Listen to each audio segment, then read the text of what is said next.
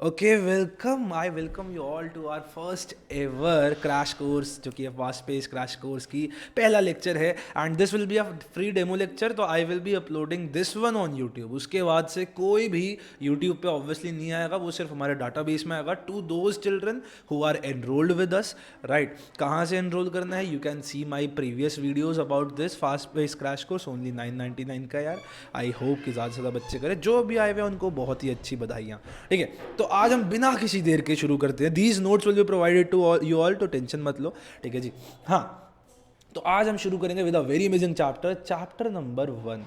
Chapter number 1 कईयों ने पढ़ रखा है, कईयों ने थोड़ा बहुत पढ़ा हुआ है। काफ़ी इंपॉर्टेंट चैप्टर है, पहले ही बता दूँ। एक चीज़ अपने दिमाग में डाल लो, 1 2 3 4 हमें ये चैप्टर नहीं छोड़ने हैं। हमें ये चैप्टर बिल्कुल नहीं छोड़ने हैं। ठीक है जी, जहाँ पे भी मेरी ऑडियो वीडियो में कोई लैग वैग पता लगे प्लीज़ बता देना मेरे को। ठीक है, chapter 1 2 3 4 are super important and we'll start with our chapter number 1 अभी इसी वक्त। तो ये वन शॉट वीडियो एम लिख दिया था भैया, इसको हटाओ, गोली मारो। चैप्टर नंबर 1 का क्या नाम है? Variation in psychological attributes. ठीक है जी, वेरिएशन का मतलब क्या होता है भैया? चीज़ के अंदर डिफरेंसेस होना। ठीक है जी, यहाँ पे we have a variety of audience. What do we mean by that? मैंने अपने मेटा डाटा देखा आप लोगों के फॉर्म का, तो कोई 16 का है, 17 का है, 18 का है। अब यहाँ पे चारू सैनी है, किसी का नाम भव्या अरोड़ा है, किसी का नाम जसनूर कौर है। ऐसा तो नहीं सारे जसनूर है, ऐसा नहीं सारे भव्या है। अगर वो सारे होते तो there would be no variation, but here we have a lot of variation in our audience, in our students. So what do you mean by variation? Any difference between people, individuals, characteristics is what we call as variation. But अब हम देखते हैं हमारे पास characteristics बहुत प्रकार के होते हैं यार। ठीक है जी, दिखने में गोरा काला हो सकता है, आपके बालों का कलर अलग हो सकता है, आपकी आंखों का कलर अलग हो सकता है, आपका वे ऑफ स्पीकिंग अलग अलग हो सकता है। ठीक है, ये सारे होते हैं फिजिकल फीचर्स। बट हम क्या पढ़ रहे हैं भैया? हम नहीं पढ़ रहे हैं बायोलॉजी, हम पढ़ रहे हैं psychology. And for psychology we have those attributes which are related to our cognition. ठीक है जी, आर मेमोरी। ठीक है जी, आर बिहेवियर पैटर्न्स। ठीक है जी, एंड आर इमोशंस। ये जो एट्रीब्यूट्स है which are related to our ABC factors, क्या क्या? Emotions, behaviors and cognitions is what we call as psychological attributes. very very important. तो हम हमारे psychological attributes के अंदर वेरिएशन देखेंगे। कोई एक दो अगर हम देखा जाए तो मान लो psychological attributes के नाम ले, तो मान लो intelligence, this is a psychological attributes. ठीक है जी, personality, again a psychological attribute, aptitude, interest, we'll be talking about all of this. Right, तो चलो बिना किसी देर के शुरू करते हैं। ठीक है, सबसे पहला टॉपिक पे आते हैं आपके बुक के, विच इज इंडिविजुअल डिफरेंसेस। ठीक है जी, अब हमने बात कही कि दो लोगों के बीच में डिफरेंस है, बहुत सारे लोगों के बीच में डिफरेंस है, इसकी एक डेफिनेशन बता दो यार। तो this is a clear cut definition. ठीक है जी, अब हम पढ़ेंगे नंबर लाने के एम से। अब हम याद करने के ज़्यादा अब हम नंबर लाने के एम से पढ़ रहे हैं भाई। तो हमारी पहली चीज़, this is a 1 marker definition. ठीक है जी, easily can be asked as a fill up, can be asked as a MCQ, can be asked as a 1 marker simply. ठीक है जी, what is individual differences? Define individual differences. So it is the distinctiveness and variation in peoples, क्या लोगों के distinction variation है किसके अंदर? Behaviour patterns and characteristics. चलो भैया अब इसका मतलब समझते हैं थोड़ा सा। ठीक है जी, थोड़ा थोड़ा समझ आया लेकिन ज़्यादा नहीं आया। तो हम कह रहे हैं there is distinctiveness and variation. अब भैया इन दो शब्दों में डिफरेंस क्या है? डिस्टिंक्ट होने का मतलब होता है बीइंग यूनिक, बीइंग यूनिक। ठीक है जी, तो हम कह रहे हैं एक तो यूनिकनेस है, और वेरिएशन का मतलब हमने अभी समझा कि देयर इज डिफरेंसेस। ठीक है जी, तो एक तो पीपल आर यूनिक, दूसरी चीज they are different from one other. किसके अंदर? अपने बिहेवियर पैटर्न्स के अंदर। अब भैया कोई किसी का एक्सेंट है, hey I am talking about this and I am talking about that. ठीक है जी, किसी का भाई के कर्ण लग रहा है। ठीक है, तो ये अलग अलग एक्सेंट्स जो है that is also behaviour pattern. कोई एकदम ऐसे खड़े होकर बात करता है, कोई एकदम एकदम बोल्ड होकर बात करता है, कोई अपने हाथ गेस्चर मूवमेंट करता रहता है। All of this are behaviour patterns. ठीक है जी, so distinctiveness and variation in peoples behaviour patterns and characteristics. Now these characteristics are all of the characteristic, not only psychological. तो कैरेक्टरिस्टिक में क्या क्या आ जाते हैं? फिजिकल, आप क्या आ जाते हैं? साइकोलॉजिकल आ जाते हैं, इमोशनल आ जाते हैं। ठीक है जी, आप दिखते कैसे हो, कैसे काम करते हो, लंबे हो, मोटे हो, पतले हो, जो भी हो, दीज आर ऑल कैरेक्टरिस्टिक्स। ठीक है जी, सो क्या ये बात सबको समझ आ गई? इंडिविजुअल डिफरेंसेस का मतलब वाई या एन? जल्दी से बताओ। वाई, बहुत बढ़िया। और बताओ और बताओ और बताओ। चलो बहुत बढ़िया बहुत बढ़िया बहुत बढ़िया, ये हुई ना बात, this is what I want. ठीक है जी, बढ़िया बढ़िया, हमें समझना है। ठीक है, अब अगली बात करते हैं। बहुत शानदार बहुत शानदार। Next thing we talk about is situationism. Next topic, again a one marker topic, and for the fact being this is very important topic, very very important topic, बहुत ज्यादा पूछा जाता है। सिचुएशनिज्म के अंदर इसका नाम है सिचुएशनिज्म। ठीक है जी, अब हम मान लो बात करते हैं, मान लो कोई और इज्म की बात करो, ठीक है, जैसे आर्टिस्टिक, ऐसे कोई पता नहीं कौन से इज्म होते हैं, बट सिचुएशनिज्म का मतलब है इसमें कुछ ना कुछ सिचुएशन का मामला है भैया, मामला सिचुएशंस का है। And what is a situation भैया? सिचुएशन होती है आप किसी भी मोमेंट में हो, दैट इज अ सिचुएशन। जब आपको कोई काम करना पड़ता है, आपको कोई चॉइस लेनी पड़ती है, that is a situation. So what does situationism से? भैया सिचुएशनिज्म इज अ व्यू, पहली बात तो ये एक जिंदगी को देखने का तरीका है, एंड नॉट जस्ट जिंदगी को देखने का, it is a view for human behaviour. ठीक है जी, ये इंसान के बिहेवियर को देखने का एक तरीका है। हमने बात करी वेरिएशन इन साइकोलॉजिकल एट्रीब्यूट्स। सिचुएशनिज्म कह रहा है भैया, ये क्या कहता है बेसिकली, क्या कहता है, इंसान का कुछ अपना खुद काम नहीं है, जैसी सिचुएशन में इंसान को डालोगे वो वैसा एक्ट करेगा। डजंट मैटर कौन सा इंसान है। क्या इज इट ट्रू कि एक सिचुएशन के अंदर सारे लोगों को डाल दो, क्या वो सारे के सारे सेम तरीके से काम करेंगे? बताओ, कोई सेंस है इस बात की? बिल्कुल नहीं करेंगे। And right, and that is what the situationist perspective से, सिचुएशनिस्ट पर्सपेक्टिव कहता है कि human behaviour is a result of external factor. बस जो बाहर से आप इंसान को दे दोगे वैसा वो काम कर देगा। We are like a machine according to them. ठीक है जी, और सिचुएशनिज्म क्या कहता है कि situations and circumstances influences one's behaviour. एक बात तो सही है भैया, ऑब्वियसली सिचुएशन और सर्कमस्टांसेस हमारा बिहेवियर करते हैं कि नहीं करते, इन्फ्लुएंस। एक बात बताओ, आप शादी में गए हो, खाना खा रहे हो, ठीक है जी, अब आप मजे से खा रहे हो, अपना नान वान तोड़ रहे हो, एकदम आपके यहाँ से टपक रहा है, ठीक है जी, सडनली आपके सामने कैमरा आ गया, कैमरा मैन आ गया, आपकी तरफ आंखों में जूम कर रहा है, भैया आपका बिहेवियर पैटर्न बदल जाता है। फिर तो आप एकदम महाराजाओं की तरह फोक एंड नाइफ लेके खाने लग जाते हो, है ना, छोटा छोटा टुकड़े तोड़ के खाने लग जाते हो। ऐसा होता है कि नहीं होता? बताओ। And that is what situationism says भैया, कि आपका जो बिहेवियर है ना वो सोलली आप पे आधारित नहीं है। ये भी बात सही है कि सिर्फ आप पे आधारित नहीं है कि आप जैसा चाहते हो वैसा करोगे, आपके बाहर की जो वो है ना सिचुएशंस और सर्कमस्टांसेस, वो बहुत मेजर रोल प्ले करती हैं। So that is a very important thing. और दूसरा, इनके दो पॉइंट्स है, देखो दो पॉइंट लिखे हुए। सिचुएशनिज्म क्या कहता है कि it says that situation and circumstances influences one's behaviour and it also views human behaviour as a result of external factors. दो पॉइंट, एक या दो मार्कर का क्वेश्चन मजे से हम कर लेंगे। क्या ये बात सबको समझ आई? यस और नो, जल्दी से बताओ।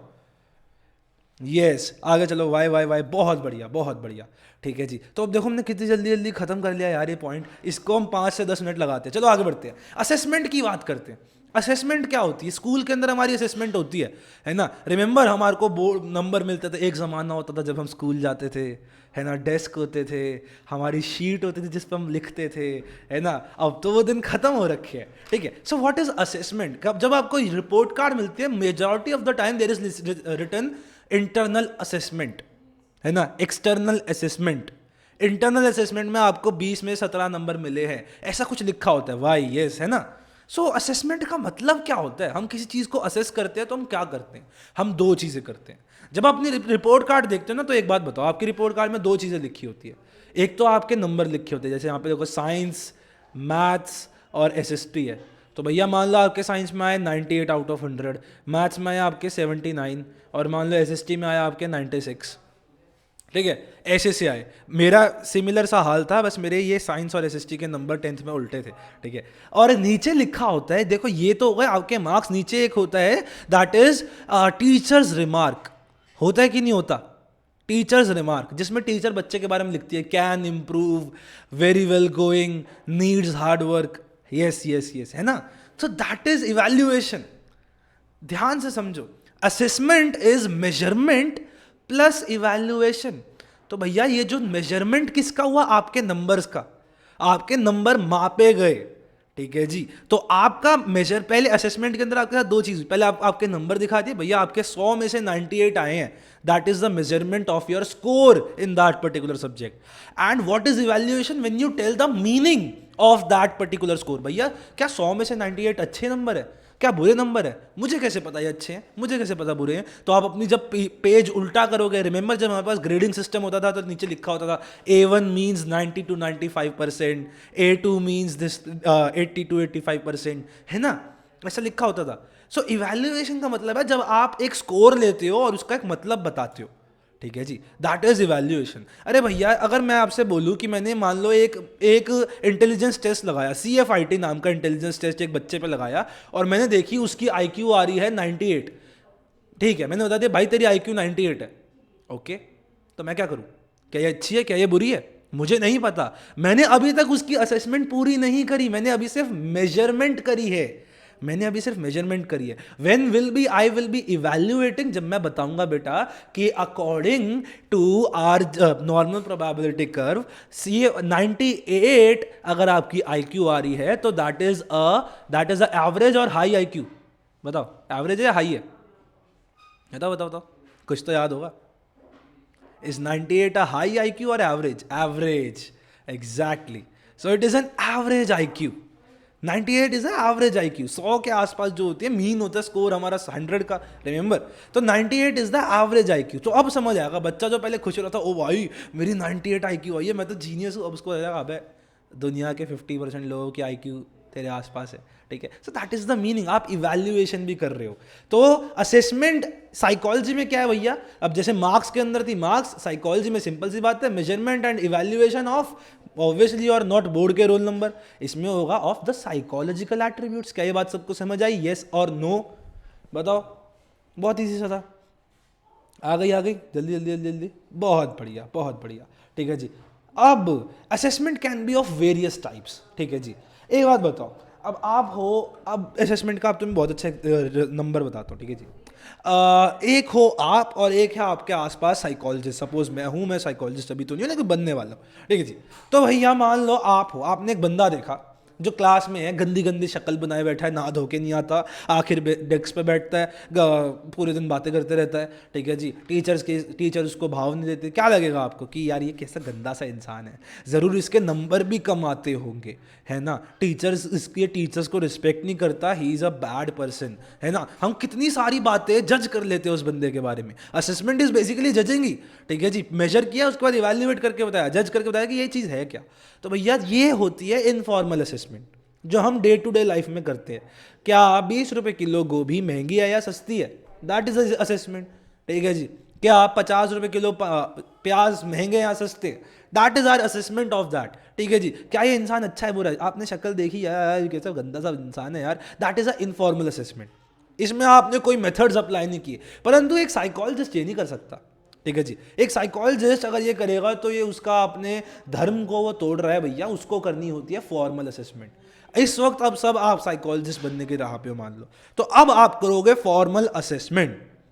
That will be a distinction between you और कॉमन ह्यूमन, ठीक है जी। फॉर्मल असेसमेंट में क्या होता है? There are 3 things, objective, standardised and organised. Formal assessment के 3 कॉम्पोनेंट वो होते हैं, characteristics. It is objective, it is standardised, it is organised. What do we mean by objective यार? ऑब्जेक्टिव का मतलब है, रिमेंबर आपके अब लिखा आ गया बोर्ड के अंदर, increased amount of objective questions. आया कि नहीं आया? 30% से ज्यादा अब आपके ऑब्जेक्टिव क्वेश्चंस आएंगे। Yes, what are objective questions? MCQ and all, MCQ, ठीक है जी। Fill in the blanks when there is only one correct answer, one correct answer, ठीक है जी। और या तो वो आंसर सही है या गलत है। इसको दो अलग टीचर ये नहीं कह सकती कि ये आंसर गलत है और ये आंसर सही है। ये दो टीचर अलग अलग नहीं कह सकती। अगर आपने MCQ में एकदम राइट ऑप्शन को टिक किया है तो वो एकदम राइट ही आएगा। तो ऑब्जेक्टिव का मतलब भी साइकोलॉजी के अंदर ये होता है कि if two psychologist do the same test on same subject, they will get same or different score। बताओ, they will get same या फिर different score? Same, they will get same score। very very important, that is the meaning of objective, they will get same score, very very important। तो that is the meaning of objective कि भैया दो psychologist अगर same taste same बंदे पे करेंगे तो उन्हें सेम स्कोर मिलेगा। मतलब ये उनके ऊपर नहीं है स्कोर बदलना, सारा कुछ ऑब्जेक्टिव है, ठीक है जी। Scientific things are always objective.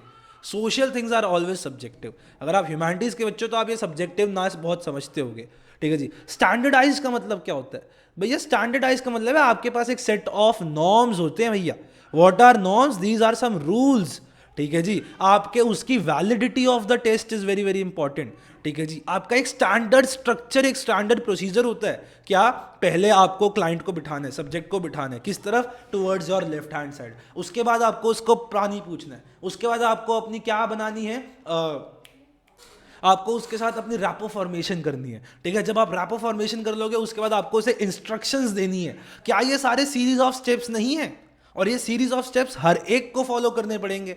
ये सेट ऑफ नॉर्म्स है, there are some rules how to do this right, and that is what we mean by standardized, that having a set of rules and regulations according to which you are taking a psychological test, ठीक है जी, assessing someone। and आखिरी चीज is organized। भैया आप psychology का जो ले रहे हो ना टेस्ट, ये आप गार्डन के अंदर नहीं ले सकते, ये आप स्कूल के बाहर खड़े होकर नहीं ले सकते जहाँ पे बच्चे 20 रुपए वाली वो खा रहे हैं, फ्रूट चिल खा रहे हैं ना भैया, ये सब आप वहाँ नहीं कर सकते। You need a organised, organisation चाहिए यार आपको एक जगह चाहिए, आपका एक लैबोरेटरी होनी चाहिए विच is called a psychological laboratory. कहीं पे भी नहीं कर सकते आप। आपका room temperature should be controlled, audio level should be controlled, बाहर से नॉइजेस नहीं आने चाहिए, आपका क्लाइंट एकदम अपनी इमोशनल कंट्रोल में होना चाहिए। ये होता है ऑर्गेनाइज का मतलब। आप एक ऑर्गेनाइजेशन के अंदर, एक ऑर्गेनाइजेशनल सेटअप के अंदर, कहीं पे भी नहीं हो, ठीक है जी, एक पर्टिकुलर लैबोरेटरी के अंदर। क्या ये बात सबको समझ आई? Well ventilated, exactly. क्या ये बात सबको समझ आई? यस या नो? बहुत बढ़िया, आगे चलते हैं। अब हम आते हैं सम डोमेन्स ऑफ साइकोलॉजिकल एट्रीब्यूट। हमने बात करी थी कुछ साइकोलॉजिकल एट्रीब्यूट्स होते हैं, अब मैं तुम्हें 2-4 के नाम बताता हूं और उनके बारे में एक एक लाइन। बहुत ही मजेदार है, आई लव दीज। पहला, हैज एनीवन गिवन कभी एप्टीट्यूड टेस्ट? जब आप बाईजूस लेते हो, जब आप वेदांतु लेते हो, कोई भी लेते हो, आकाश एप्टीट्यूड टेस्ट होता है, वो क्या होता है? वो आकाश का एंथे होता है, ठीक है जी। बाईजूस का होता है बी सैट होता है, बाईजूस एप्टीट्यूड टेस्ट है ना, बहुत सारे होते हैं। What do we mean by aptitude? ठीक है जी, एप्टीट्यूड का मतलब होता है भैया, अब ये बहुत इंपॉर्टेंट है एप्टीट्यूड। इसका मतलब होता है, एप्टीट्यूड का मतलब होता है भैया, यू हैव अ 10th के बाद होता है, अच्छा होता है भैया, we have a underlying potential of a person to acquire a skill. हम जब आपका एप्टीट्यूड टेस्ट लेते हैं, जब हम आपका एप्टीट्यूड टेस्ट लेते हैं तो बेसिकली हम देखते हैं क्या आपके अंदर वो क्षमता है, क्या अंडरलाइंग मतलब आपके अंदर छुपी हुई। अगर ये आप हो तो ये आपके अंदर छुपी वो पोटेंशियल है, वो पोटेंशियल का मतलब आप कर सकते हो कि नहीं।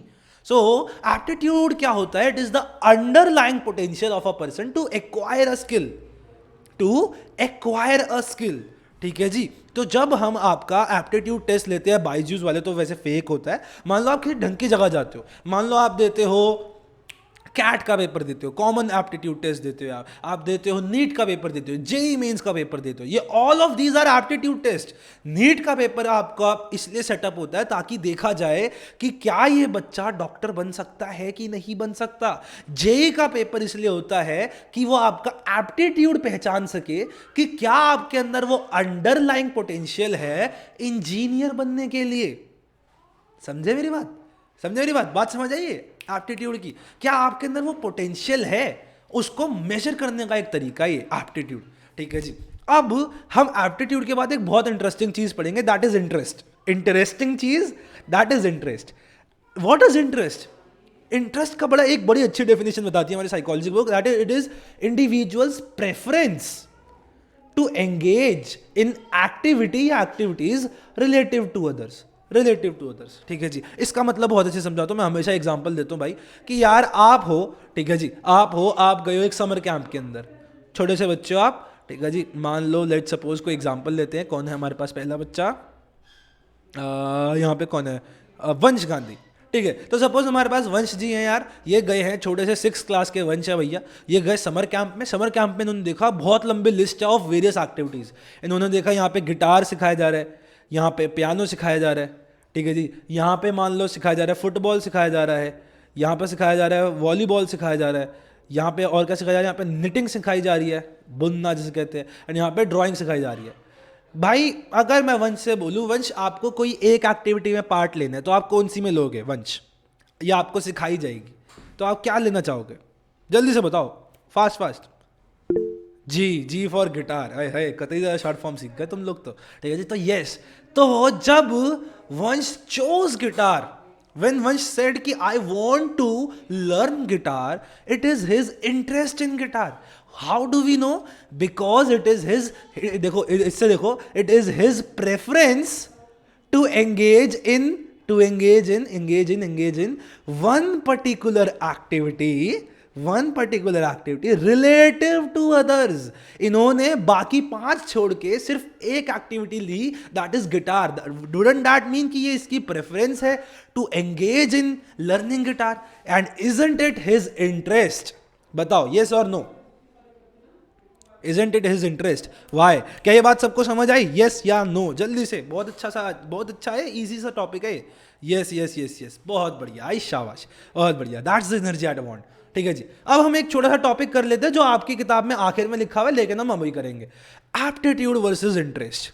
ठीक है जी. What do you mean by aptitude versus interest? चलो एक बात बताओ. चलो सपोज अब हमारे पास वंश गांधी है. ठीक है जी. अब वंश का इंटरेस्ट तो है भैया गिटार सीखने में. ठीक है. वंश गया क्लासेस के अंदर. ठीक है. जब मैं वंश को भाई डिफेम नहीं कर रहा, बस मैं एग्जांपल ले रहा हूँ. ठीक है जी. तो भैया वंश गया गिटार सीखने.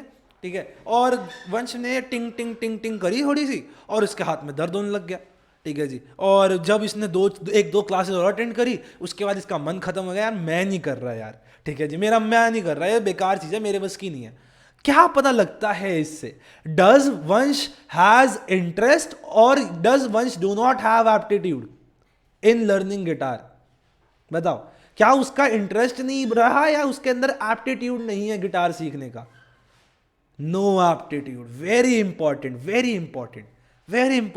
एकदम सही पकड़े हैं भाई, एकदम सही. तो इसका मतलब ये है, इसका लेस एप्टीट्यूड कह लो भैया. इसका मतलब ये है कि इंटरेस्ट और एप्टीट्यूड जिंदगी के दो पलड़े हैं भैया. जब हम कोई काम करते हैं, जब हम कोई एक्टिविटी करते हैं, जब हम कोई मान लो सपोज कोर्स करते हैं, कोई सब्जेक्ट चूज करते हैं, आपके पास इंटरेस्ट हो सकता है पर आपके पास एटीट्यूड नहीं हो सकता. तभी बहुत से लोग होते हैं 11th के अंदर मैथ्स ले लेते हैं, यार मेरे को मैथ्स में मजा आता है, लेकिन फेल होते जाते हैं. ठीक है. Why is it so? Because they have the interest but they do not have the aptitude, they do not have the underlying potential to acquire class 11th की. एंड गिटार वाले साथ तो बहुत होता है. बहुत बच्चे सीखने की कोशिश करते हैं इंटरेस्ट के मारे, भाई गिटार सीखेंगे, लड़की उड़की पटाएंगे भाई. ठीक है जी. 2-4 दिन टंग टंग टंग टंग करते हैं, उसके बाद खत्म हो जाता है. तो इसका मतलब ये है भैया, या आपके पास इंटरेस्ट होते हुए एप्टीट्यूड अगर नहीं है तो आप उस काम में सक्सेसफुल नहीं हो सकते. कई बार ऐसा होता है बंदे के पास एप्टीट्यूड होता है लेकिन इंटरेस्ट नहीं होता. I scored 98 in my class 10th SST exam. 98, जिसमें मेरा 1 मार्क कटा था बोर्ड एग्जाम में और 1 मार्क मेरा इंटरनल असेसमेंट में कटा था. क्या मतलब है इसका? Didn't I have aptitude for humanities? I did have, but I didn't have what is called as interest. तो भैया रुको, नहीं, we can not gain aptitude. ठीक है जी. We can not gain aptitude through practice. एक बार रुको. हाँ, बहुत अच्छा क्वेश्चन पूछा, लेकिन यहाँ पे मेरी बात समझ आई कि जब मैंने साइंस चूज करी instead of humanities, when I could easily score in that, what did I mean कि भैया I had the aptitude but I didn't had the interest. क्या ये बात सबको समझ आई अच्छे से? यस या नो? बहुत अच्छे से. So that is aptitude versus interest. तो हम जिंदगी में कोई भी जो काम करेंगे, जो भी हम अपना करियर बनाएंगे, उसके अंदर हम अपना एप्टीट्यूड और इंटरेस्ट दोनों रखेंगे. ये हमारा लाइफ लेसन है भाई जिंदगी का, फ्रॉम साइकोलॉजी की बुक, कि एप्टीट्यूड और इंटरेस्ट दोनों चीजें रखनी है. अब एक बहुत अच्छा क्वेश्चन आया था कि क्या हम अपना एप्टीट्यूड डेवलप कर सकते हैं? अंडरलाइंग पोटेंशियल है भैया ये आपकी, समझ रहे हो? आप नीट के पेपर में नंबर अगर ले आए, अगर आप नंबर ला रहे हो ना किसी चीज के अंदर, तो मतलब आपके अंदर वो पोटेंशियल था, वो हमेशा से था, आपने उसको यूज नहीं किया था. तो अगर आपने अपने मैक्सिमम एफर्ट किसी चीज में लगा दिए लेकिन वो फिर भी काम आपसे नहीं हो रहा, तो आप समझ जाओ आपके अंदर एप्टीट्यूड नहीं है. मगर आपने मान लो प्रैक्टिस करी, 1-2 अटेम्प्ट करे और शायद उसके बाद हो जाए, तो आपको एक चीज समझ आएगी, आपके अंदर एप्टीट्यूड था बट वो आप पूरी तरह यूज नहीं कर पाए थे. We can not develop the aptitude but we can obviously use it better. अब बात समझ आ गई? यस या नो? ठीक है. यस, बहुत बढ़िया बहुत बढ़िया। अब आते हैं हम पर्सनालिटी के ऊपर। What do we mean by personality भाई? पर्सनालिटी क्या होती है? मेरी एक पर्सनालिटी है भैया, मैं ऐसा दिखता हूँ, मैंने फॉर्मल्स पहने हुए, मैं ऐसे बात करूँ जल्दी जल्दी तो मैं पढ़ा रहा हूँ, दैट इज माई पर्सनालिटी। तो पर्सनालिटी के अंदर आप एक चीज़ पूछो, अब मैं वह बताओ, ठीक है, do you think I am funny, या फिर कहो आई एम क्या कहते हैं उसे, वेल बिहेव्ड ह्यूमन और एंग्री ह्यूमन? बताओ, am I a well behaved human और an angry human according to you? Well well behaved, well, ठीक है जी, वेल बिहेव्ड, ठीक है जी, हाँ। तो भैया ये जो वेल बिहेव्ड का मतलब है, अच्छा एक बात बताओ, मान लो मेरे को हल्का सा गुस्सा आ गया कभी किसी पे, ठीक है जी, तो आप क्या कहोगे, एम आई एंग्री ह्यूमन, या फिर आप तब भी कहोगे कि I am a well behaved human? बताओ। एक बार मान लो मैंने गलती से किसी को हल्का सा गुस्सा कर दिया, जबकि मैं रोज रोज नहीं करता, तो क्या आप मेरे को तब भी well behaved? Exactly, exactly that is my point, कि हम पर्सनालिटी के अंदर देखो, हम बहुत सारे काम करते हैं, बहुत सारी चीजें प्रेजेंट करते हैं, बहुत सारे कैरेक्टरिस्टिक दिखाते हैं, पर कौन से कैरेक्टरिस्टिक्स हमारी पर्सनालिटी बनाते हैं? जो रिलेटिवली एंड्योरिंग होते हैं, ऐसे जो समय के साथ फेड आउट नहीं होते। तो शायद मैं किसी पे गलती से गुस्सा कर दूं, permanent, not permanent, relatively enduring, not permanent, relatively enduring मतलब ज्यादा लंबे समय तक हमारे साथ रहते हैं, लंबे समय तक, ठीक है जी। कभी ना कभी शायद चेंज हो जाए, बट अभी के टाइम पे मेरे साथ ये है। परमानेंट कहना इस थोड़ा सा गलत from the psychological perspective, relatively enduring characteristic है, ठीक है जी, लंबे समय तक हमारे साथ है। तो क्या मैंने जो 3-4 सेकंड का किसी को गुस्सा कर दिया, is that a personality characteristic of mine? Absolutely not. What is a better characteristic? That I am a well behaved human, मैं बच्चों से अच्छे से बात करूं, तमीज से, क्योंकि मैं ये लंबे समय तक कर रहा हूं। एंगर मैंने छोटे समय के लिए दिखाया, ठीक है जी। So it is a relatively enduring characteristics of a person that makes him और हर डिस्टिंक्ट फ्रॉम अदर्स, ठीक है जी, दैट मेक्स हिम और हर डिस्टिंक्ट फ्रॉम अदर। भैया मेरे को आप लोगों से अलग बनाती है खूबी, जो जो मैं अभी आपको आसपास प्रेजेंट आउट कर रहा हूँ। कभी मान लो मेरे को बुखार हुआ, मैं ऐसे बात कर रहा हूँ, ओके, तो आज हम अपनी बात करेंगे, ठीक है जी, तो ऐसी की इस क्लास को हम ऐसे पढ़ेंगे। हाँ, मैं ऐसे पढ़ा सकता हूँ कभी मान लो मेरे को बुखार हुआ तो, लेकिन अभी मेरे को नहीं है, और मोस्ट ऑफ द टाइम मेरे को नहीं है, तो मैं ऐसे ही पढ़ाऊंगा। सो क्या वो बुखार वाली स्थिति मेरी थी, पर्सनालिटी थी, या ऐसे वाली एनर्जाइज एनर्जी वाली मेरी पर्सनालिटी है? एनर्जाइज वाली, राइट, क्योंकि that is a relatively enduring characteristic that is making me distinct from others. This particular definition is super important, chapter number 2 और 3 में भी काम आएगी, इसको याद रखना है। आगे चलते हैं, वैल्यूज की बात करते हैं। इंडियन कॉन्टेक्स्ट में वैल्यूज क्या होती है? बड़ों की पैर छूना चाहिए, छोटों के साथ खेलना चाहिए, मम्मी पापा की बातों के बीच में, संस्कार जिसे कहते हैं, exactly what is we call as संस्कार, ठीक है जी, कि बड़ों का आदर करना चाहिए, ठीक है, बड़ों की बातों में नहीं घुसना चाहिए छोटे बच्चों को। These are all are values, ठीक है जी। But what is really a value? ठीक है जी, values are enduring beliefs, enduring मतलब लंबे समय के लिए। These are the enduring beliefs, हम ऐसा मानते हैं, ये हमारी मानने की प्रकृतियां है भैया, ऐसी हमारी सोच है, दिस इज आर लंबे समय की सोच, ठीक है जी। एक सेकंड रुको, enduring beliefs about an ideal mode of behaviour, about an ideal mode of behaviour, very very important बात कही हमने यहाँ पे, क्या? It is an enduring belief about an ideal mode of behaviour, कि एक इंसान को, आइडियल इंसान को, मर्यादा पुरुषोत्तम को कैसे काम करना चाहिए, that is the ideal mode of behaviour. तो according to Indian society, an ideal human, and means what and बेटा? क्या बेटा आप बोलो दोबारा, देखो, ठीक है जी। Enduring beliefs about an ideal mode, ideal मतलब एक खूब, एकदम बेस्ट ह्यूमन, आइडियल ह्यूमन के जैसा अगर आपको काम करना है। इंडियन सोसाइटी के अंदर एक बच्चा है जिसको एक आइडियल ह्यूमन बनाना है, तो वो बड़ों के बीच में नहीं बोलना चाहिए, ठीक है जी, वो बड़ों की बात मानना चाहिए, छोटे बच्चों के साथ अच्छे व्यवहार करना चाहिए, आदर और रिस्पेक्ट से रहना चाहिए। ये हमारी संस्कृति के संस्कार हैं, these are are values. Values क्या इंसान के अंदर खुद आ जाती है, सोसाइटी देती है? बताओ, वेरी इंपॉर्टेंट टॉपिक बता रहा हूं मैं आपको, सोसाइटी देती है, एग्जैक्टली। सो हमारी values will be different from US की वैल्यूज भाई, ठीक है जी, क्योंकि वहां की सोसाइटी अलग है, एग्जैक्टली। तो ये वैल्यूज क्या होती है भैया? एंड्योरिंग, लंबे समय के लिए, believes about an ideal mode of behaviour, कैसे एक इंसान को काम करना चाहिए। बहुत अच्छी सी बात है, समझ आ गई सबको? आगे बढ़े, आगे बढ़े, बहुत बढ़िया। इंटेलिजेंस की बात करते हैं। अब हम आए हैं इस चैप्टर के मेन भगवान के पास, दैट इज इंटेलिजेंस। ठीक है जी। अब इंटेलिजेंस क्या होती है भैया? एक तो ये डेफिनेशन है, अगर आपसे किसी ने पूछ लिया कि बुक के अंदर, मतलब पेपर के अंदर, व्हाट इज इंटेलिजेंस, तो this is the definition that you have to write, no other definition, this is the, हमारी ये डेफिनेशन कहती है it is the global capacity to think rationally, act purposefully, use the available resources effectively and deal with the environment carefully। क्या मतलब है भैया इसका? भैया पहली बात ये है, intelligence is a global capacity. What do we mean by global? Globe कैसा होता है? 3D नहीं होता, एक बॉल जैसा नहीं होता। And isn't it in every direction? क्या ग्लोब की कोई एंडिंग होती है? खुद बताओ, is there a end to a globe? Is there a end to a sphere? No, है ना? क्या ये एवरी डायरेक्शन में होता है? किसी एक डायरेक्शन में नहीं होता। Isn't it in 360 degree? Her direction में नहीं होता। यस या नो? बताओ बताओ। क्या एक ग्लोब, यस यस एग्जैक्टली, ठीक है जी, तो ये जो हमारा ग्लोब है ये हर डायरेक्शन में फेस कर सकता है। इसका मतलब जो इंटेलिजेंस है ये ग्लोबल कैपेसिटी है, ये एक ऐसी कैपेसिटी है, ये आपकी एक ऐसी क्षमता है जो जिंदगी के हर एक काम में लगेगी, जो जिंदगी के हर एक काम में लगेगी। तो अगर आप पानी भी पीते हो, that requires a minimum amount of intelligence, that is to use your hand. अगर आप लिख रहे हो तो that is the use of intelligence. अगर आप मेरे को अभी सुन पा रहे हो, that is the use of intelligence. अगर आप मेरी बात समझ पा रहे हो, that is the ultimate use of intelligence. तो इंटेलिजेंस इज यूज्ड एवरीवेयर। अगर आपके आसपास आपके मम्मी पापा या आपका छोटा भाई परेशान कर रहा है, लेकिन आप तब भी मेरी क्लास में कॉन्सेंट्रेट कर रहे हो, that is what is intelligence, है ना? सो it is a global capacity, जिंदगी में हर जगह हर समय लगते रहती है ये। तो global capacity to think rationally, ठीक है? What is think rationally? भैया सोच समझ के काम करना। क्या जो इंसान सोच समझ के काम करता है, क्या हम उसे इंटेलिजेंट नहीं कहते? ऑब्वियसली इंटेलिजेंट कहते हैं। दूसरी बात, लॉजिकली, यस लॉजिकली। दूसरी बात, यूज अवेलेबल रिसोर्सेज इफेक्टिवली। यार एक बात बताओ, एक इंटेलिजेंट पर्सन है, मान लो उसके पास एक मोमबत्ती बची है, ठीक है जी, और उसको पता है मेरी लाइट पूरे 2 दिन नहीं आएगी, तो कौन पागल उस मोमबत्ती को दिन में भी जला कर रखेगा जब धूप है?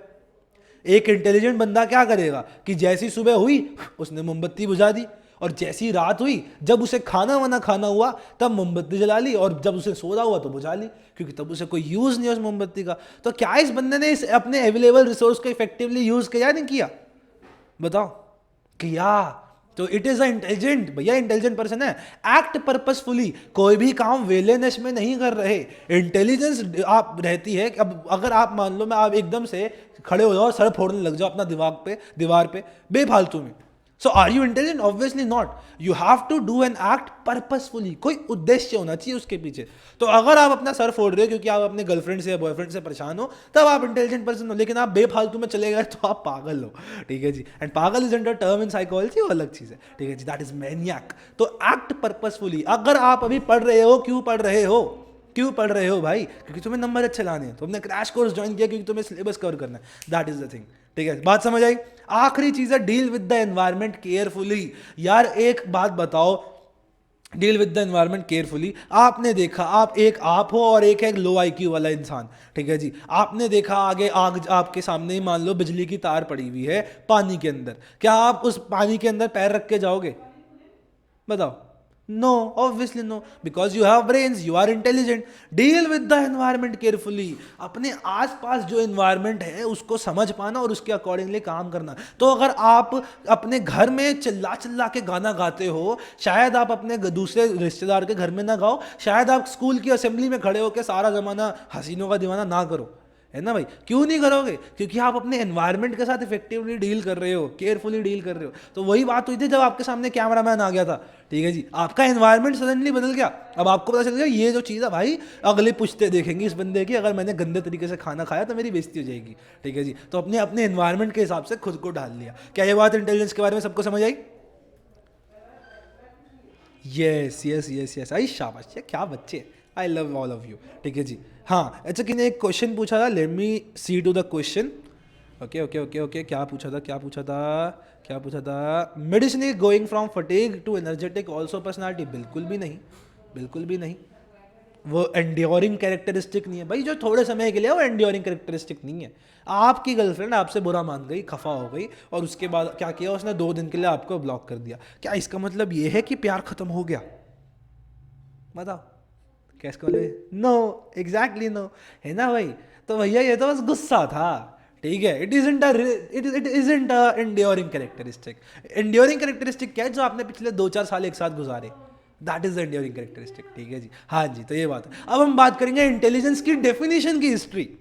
ये जो डेफिनेशन हमने अभी पढ़ी ना, ये एकदम से किसी ने एक दिन सुबह उठ के बोला नहीं, intelligence is the global capacity to think rationally, act, deal with the environment carefully. ऐसे किसी ने नहीं करा था भाई, ऐसे किसी ने नहीं किया। सालों के साथ बनी है ये, हजारों नहीं, 100 सालों के अंदर बनी है। और मैं तुम्हें बहुत सारी इंटरेस्टिंग बातें इसके बारे में बताऊंगा जरूर। ओके, सो इंटेलिजेंस के डेफिनेशन की हिस्ट्री कैसे बनी।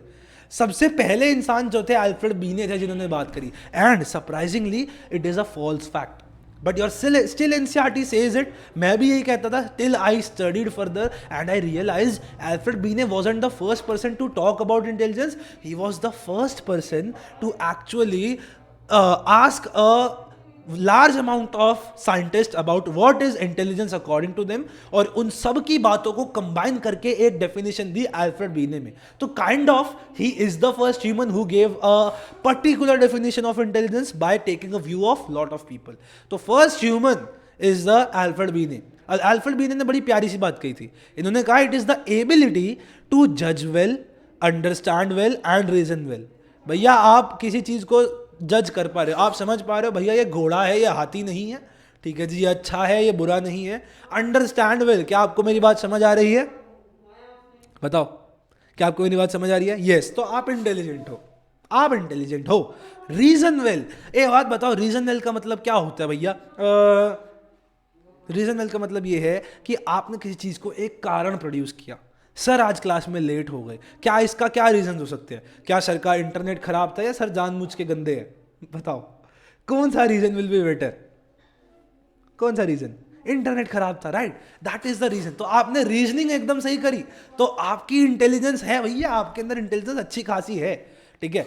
अब ये अल्फ्रेड बीने साहब ने बात करी थी, वेरी वेरी इंपॉर्टेंट। लेकिन अब जैसे हर डेली सोप के अंदर एक खड़ूस सांस होती है, इनको भी टक्कर देने के लिए एक मनुष्य आ गए, ठीक है जी। और अल्फ्रेड बीने की बात को देखा वेस्लर साहब ने, और वेस्लर साहब ने कहा अबे चल ये क्या बात कर रहा है तू, हैं ऐसे कैसे कह दिया, हम तुम्हारे बाप है बे। और वेस्लर साहब ने अपनी बात निकाली। वेस्लर कहते हैं तू चुप हो जा, मैं कहूँगा। वेस्लर ने कहा इट इज द ग्लोबल। अब यहाँ पे देखो दिस शब्द ग्लोबल आ गया, तो सर अब ने सही तो था, है क्या बेटा, पूरा ये पूरी लाइन लिख दो, ठीक है जी।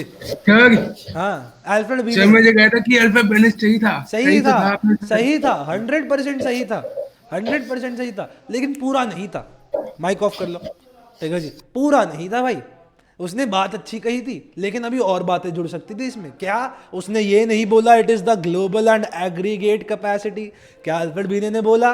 उन्होंने कहा it is just an ability? नहीं, बिल्कुल नहीं बोला। एबिलिटी बोला इन्होंने, एग्रीगेट एंड ग्लोबल।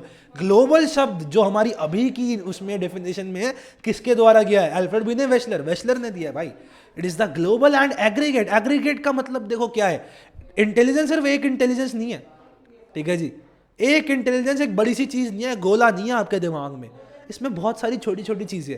हो सकता है आप पढ़ाई के अंदर इंटेलिजेंट हो, लेकिन बास्केटबॉल वॉलीबॉल में इंटेलिजेंट ना हो सकता है आप मार्शल आर्ट में इंटेलिजेंट हो, लेकिन आपके बस की ना हो टेनिस खेलना, ठीक है जी। तो intelligence is aggregate of abilities, बहुत सारी छोटी छोटी छोटी छोटी इंटेलिजेंस है जो आपके अंदर आ जाती है, ठीक है जी। तो वेस्लर ने कहा it is the global and aggregate capacity to, अब देखो majority of the current definition is given by Wechsler, to think rationally, act purposefully and deal with the environment effectively। क्या 90% of our modern definition isn't given by Wechsler? खुद सोच के बताओ, yes या no?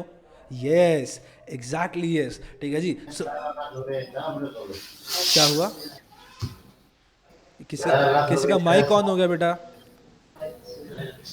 वंश गांधी आपका माइक ऑन है बेटा, please mute your self please. देखो यार अपना म्यूट का देखो सीन देखा करो, ठीक है जी, इसको गलत मत लो, ठीक है। तो वेस्लर ने लगभग हमारी 90% बात कह दी, लेकिन जैसा कहते हैं ना राय की, वो क्या है, बाल की खाल निकालना, इनके बाल की खाल निकालने के लिए दो बंदे और आ गए, ठीक है जी, which are very prominent name in psychology, जिनका नाम है Howard Gardner and Robert Sternberg. इनकी अभी हम बात भी पढ़ेंगे। तो Howard Gardner and Robert Sternberg साहब आए हमारे, ठीक है जी। इन्होंने कहा भाई वेशलर, तेरे को एक बात बताते हैं, तूने बात तो कह दी लेकिन तूने ही पूरी बात नहीं कही। तूने कहा person should deal with the environment effectively, ठीक है जी। तूने कहा कि अगर सामने पानी है, पानी में बिजली की तार पड़ी हुई है, यहाँ पे करंट फैला हुआ है, तो एक इंटेलिजेंट बंदा साइड से गुजर जाएगा, और अगर यहाँ पे कोई गुजरने का इलाका नहीं है तो वो क्या करेगा, खड़ा रह जाएगा, है कि नहीं। अकॉर्डिंग टू वेशलर यही बात थी, ठीक है जी, कि वो बस अपने एनवायरनमेंट से इफेक्टिवली डील कर रहा है। हार्वर्ड गार्डनर और रॉबर्ट स्टर्नबर्ग ने कहा कि not only deal with the environment but actively modify it. Actively modify it मतलब क्या है कि ये बंदा साइड से गया और इसने चुपचाप पानी में से तार हटा दी, और या फिर इसने कॉल कर दी, तो क्या उसने अपने एक्टिवली मॉडिफाई नहीं कर दिया एनवायरनमेंट को? बताओ, क्या इस बंदे ने अपना एनवायरनमेंट जो था उसे बदल नहीं दिया? यस, अवश्य बदल दिया। देखो, उसने पानी में से तार निकाल दी। अकॉर्डिंग टू वेस्लर वो बंदा बस खड़ा हो जाता है, साइड से निकल जाता। लेकिन हमारे हार्वर्ड गार्डनर रॉबर्ट स्टर्नबर्ग ने कहा कि ये उसे चेंज भी करता है। एक बात बताओ, आप क्लास ले रहे हो, अपने आसपास आपके मम्मी पापा चिल्ला रहे हैं, भैया dealing with the environment effectively क्या होगा कि आप बस बैठे हुए हो, ठीक है जी, और आपने देखा अच्छा मेरे मम्मी पापा आसपास चिल्ला रहे हैं, तो आपने ज़्यादा कॉन्सेंट्रेट कर लिया। एक्टिवली मॉडिफाइंग इसका मतलब क्या? आपने कहा मम्मी पापा यहाँ मत चिल्लाओ, मेरी क्लास हो रही है बहुत इंपॉर्टेंट, चले जाओ यहाँ से। होता है कि नहीं होता? That is your intelligence to actively modify your environment. अब आपने अपना एनवायरनमेंट बदल लिया, आपने मम्मी पापा को भगा दिया कि साइड वाले रूम में जाकर डिस्कस करो बातें, यहाँ मेरी क्लास चल रही है। बात समझ आई हार्वर्ड गार्डनर रॉबर्ट स्टर्नबर्ग की? Yes yes yes yes yes yes yes. और बोलो और बोलो। बहुत बढ़िया, बहुत बढ़िया, ठीक है जी। आज डेमो क्लास नहीं हुआ बेटा, I have given you the link. यहाँ क्या हो रहा है, बच्चे लेट ज्वाइन कर रहे हैं यार बहुत, ये क्या बात हो रही है? I have given you.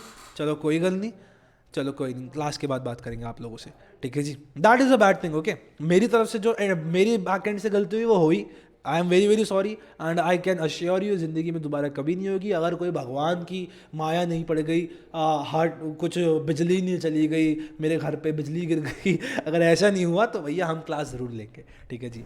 तो ये बात है। अब बात करते हैं असेसमेंट मेथड्स की। आपकी किताब में लिखा हुआ है बहुत बड़ा बड़ा, बिल्कुल नहीं पढ़ना, बड़ा बड़ा बहुत बेकार है। इंटरव्यू, ऑब्जर्वेशन, क्या हमने 11th में नहीं पढ़े थे ये दोनों? बिल्कुल पढ़े थे। इंटरव्यू क्या होता है भैया? जब आप सीक करते हो information, seek information on one-to-one basis, one-to-one basis is what we call as interview। आपने अपने सामने इंटरव्यू बनाया। Interview can be of various type, it can be 1% to 1%, it can be group to 1%। जैसे कि आप जानते हो, अगर आप कभी कॉलेज एडमिशन में जाते हो तो there is a panel of professor जो आपका इंटरव्यू लेंगे, तो एक ग्रुप एक बंदे का इंटरव्यू ले रहा है। एक हो सकता है कि एक बंदा ग्रुप का इंटरव्यू ले ले, जैसे अभी फार्मर्स प्रोटेस्ट कर रहे हैं तो जहाँ पे वो जाते हैं न्यूज़ रिपोर्टर, वो क्या करते हैं, बहुत सारे लोगों का एक बंदा इंटरव्यू ले लेता है, ठीक है जी। ऐसे प्रकार का इंटरव्यू होता है। Interview can be structured, structured मतलब पहले से दिमाग में क्वेश्चंस हो, एक जगह पे लिखे हो। अनस्ट्रक्चर्ड हो सकता है कि मैंने कैजुअली बातें कर ली आपसे, और बताओ क्या हाल है, बढ़िया, अच्छा कैसे चल रही है पढ़ाई, that is also an interview, ठीक है जी। और इसमें दो लोग होते हैं, एक होता है इंटरव्यूअर और एक होता है इंटरव्यूई। जो इंटरव्यू लेता है वो इंटरव्यूअर होता है, इंटरव्यूई होता है। सर वेस्टर की और गार्डनर की, हाँ रुको रुको, हाँ, और आखिर में हमने वो सारी बातें कंबाइन कर दी और सामने प्रेजेंट कर दी, हाँ, that is our new modern thing, ठीक है जी। तो एक होता है इंटरव्यूअर और एक होता है इंटरव्यूई। ये ज़्यादा इंपॉर्टेंट नहीं है तो इसलिए ज़्यादा पढ़ना भी नहीं है। इंटरव्यूअर वो होता है हु टेक्स इंटरव्यू, ठीक है जी, और इंटरव्यूई कौन होता है, हु गिव्स इंटरव्यू। क्या ये बात सबको समझ आई? यस, बहुत इसी बात है यार, बहुत बच्चों वाली बात है, इसलिए पूछा भी नहीं जाएगा, टेंशन नॉट। 95% चांसेस है कि नहीं पूछा जाएगा। आपके घर स्कूल में या बोर्ड वालों के दिमाग में कुछ चस्का चढ़ जाए, दैट इज अलग बात। Observation, remember we did whole study about it in class 11th। Observation क्या होती है? जब हमारे जो सब्जेक्ट को हम ऑब्जर्व करते हैं। Observation can be of two types, A can be participant observation, can be non participant observation, ठीक है जी। भैया पार्टिसिपेंट ऑब्जर्वेशन में क्या होता है कि जो हमारा साइकोलॉजिस्ट है या हमारा नेचुरलिस्टिक कंट्रोल, अरे वाह बहुत बढ़िया, ठीक है जी, कंट्रोल्ड होती है वो भी बात करेंगे, ठीक है जी। पार्टिसिपेंट ऑब्जर्वेशन में क्या होती है, जो बंदा ऑब्जर्वर है, जो ऑब्जर्व करता है, दैट इज ऑब्जर्वर, तो वो क्या करता है, वो आपके सामने आके बैठ जाता है, ठीक है जी, आपके साथ बैठता है, पार्टिसिपेंट है। तो ठीक है, तो मान लो एक साथ बहुत सारे बच्चे खेल रहे हैं, तो अगर एक ऑब्जर्वर देखना चाहता है कि बच्चे कैसे खेल रहे हैं, तो पार्टिसिपेंट के अंदर है वो उनके साथ खेलने लग जाएगा। नॉन पार्टिसिपेंट का अंदर है कि आप अपने क्लाइंट को ये नहीं जानने देते कि आप उसको ऑब्जर्व कर रहे हो कि नहीं कर रहे, तो आप कैमरास लगा देते हो, माइक्स लगा देते हो, ताकि उसको पता ना चले कि वो आप उसे कर रहे हो। नेचुरलिस्टिक और जैसे कंट्रोल भी होती है। नेचुरलिस्टिक मतलब बंदा अपने नॉर्मल सेटअप में है, ठीक है, तो जो छोटा सा बच्चा है वो अपनी क्लास में बातें बातें कर रहा है, उसको अपनी क्लास से निकाला। नेचुरलिस्टिक वजह दूसरा कौन सा बताया आपने, कंट्रोल्ड। कंट्रोल्ड का मतलब है भैया आप उस बच्चे को उठा के ले गए लेबोरेटरी के अंदर कि चल मेरे साथ, अब मैं तेरे को लेबोरेटरी में तेरे को कंट्रोल देखूंगा, तो कंट्रोल वाले में obviously behaviour would be different, ठीक है जी। तो that is the best thing that we can know, ठीक है जी। क्या ये बात सबको समझ आ गई ऑब्जर्वेशन की इसकी? यस या नो, जल्दी से यस, और लोग बोलो। एनर्जी खत्म नहीं होने देनी, वाई लिखने में अगर तुम्हें आलस आ रहा है ना, बहुत गलत बात है, ठीक है। बहुत बढ़िया बहुत बढ़िया, that is what I want, ठीक है जी। अब अगली बात करते हैं case study versus case profile की। किसकी बात करेंगे, case study versus case profile. क्या आपने केस स्टडी प्रोफाइल बनाई है? बिल्कुल नहीं बनाई, क्योंकि सीबीएसई ने हटा दी, हमने बनाई थी अपने टाइम पे, ठीक है जी। केस स्टडी और केस प्रोफाइल क्या होती है, अगर आप अपनी बुक देखोगे तो इसके अंदर आप क्या कहते हो, इन detail study of a particular क्या ऑब्जेक्ट, इवेंट और अ पर्सन, ठीक है जी। हाँ, आपको CSBST में पढ़ाते होंगे, ठीक है जी। तो it is a in detail study of a particular object, event और person, that is case study. और case study is long duration की, सालों साल लग जाते हैं। Case profile is the shorter version, it is the smaller version of case study which last for smaller duration, कुछ महीनों के लिए। हम जो बनाते थे वो केस प्रोफाइल होती थी, तो हम उसमें इंसान के बारे में हर चीज जानने की कोशिश करते थे। जब माँ के पेट में वो बच्चा था तो माँ को क्या कॉम्प्लिकेशंस आई, ये तक लिखना पड़ा था हमें, कितने टीके लगे हुए हैं ये तक लिखना था, कैसा वो बंदा है हम उसके बारे में टीचर से पूछते हैं, उसके दोस्तों से पूछते हैं, उसके माता पिता से पूछते हैं, उसके गर्लफ्रेंड बॉयफ्रेंड से पूछते हैं कि अकॉर्डिंग टू ये कैसा इंसान है, इंटरव्यू लेते हैं, उसके ऊपर हम साइकोलॉजिकल टेस्ट लगाते हैं। मेरी वॉइस क्रैक हो रही है क्या? सबको मेरी वॉइस क्रैक हो रही है? Voice is not coming, cracking voice, okay okay okay okay, कोई नहीं कोई नहीं, अभी रिफ्रेश करके देखते हैं। अभी भी हो रही है crack? Check check, mic testing 1 2 3, check check, मेरी आवाज़ क्रैक हो रही है क्या? बताओ बताओ, जब ठीक हो जाए जल्दी से बता दो। ठीक हुई? ठीक हुई क्या? You lost your network connection. It's okay. Start. Okay, so भाई वापस आ जाते हैं केस स्टडी केस प्रोफाइल पे। केस स्टडी क्या होती है? It is a in detail study, एकदम घुस के स्टडी करी आपने। किसके बारे में? एक ऑब्जेक्ट के बारे में, जैसे कि ये फ़ोन कितने का है, कैसे बना, कौन सी कंपनी का है, कौन सा इसके अंदर प्रोसेसर लगा है, कौन सी चिप है, कितने गीगाहर्ट्ज़ की इसकी फ्रीक्वेंसीज हैं, हर चीज़ इन डिटेल स्टडी। इवेंट भैया 9/11 का जो हमला हुआ था, 26/11 का जो हमला हुआ था, उसके अंदर कितने लोग गए, कैसे कैसे वो हुआ, किसने प्लान किया, that is in detail study. और आखिर में पर्सन, जो हम साइकोलॉजी में मोस्ट ऑफ द टाइम करते हैं, ठीक है जी, जो हमें इंसान की स्टडी करते हैं कि कौन है, कैसे आया, कहाँ से आया, केस स्टडी होती है। Case study is long duration, case study is long duration, years लग जाते हैं इसमें, 5 से 10 साल, 15-20 साल तक चल सकती है।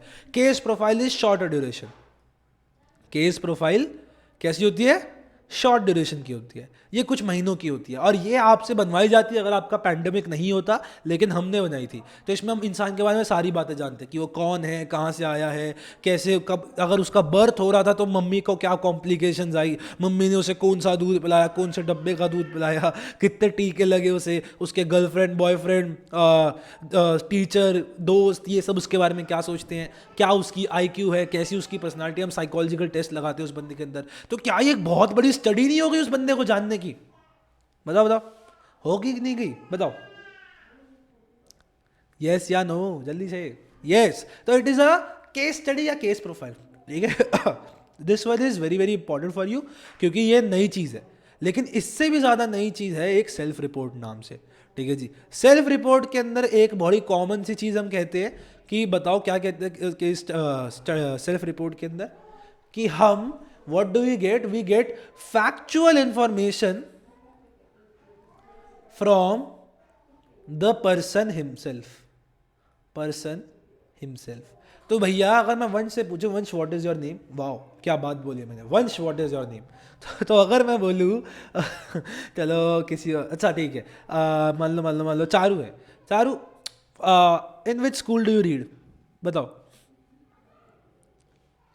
इन which school do you read, बड़ी कॉमन सी बात। Father Annual School. Okay, how old are you?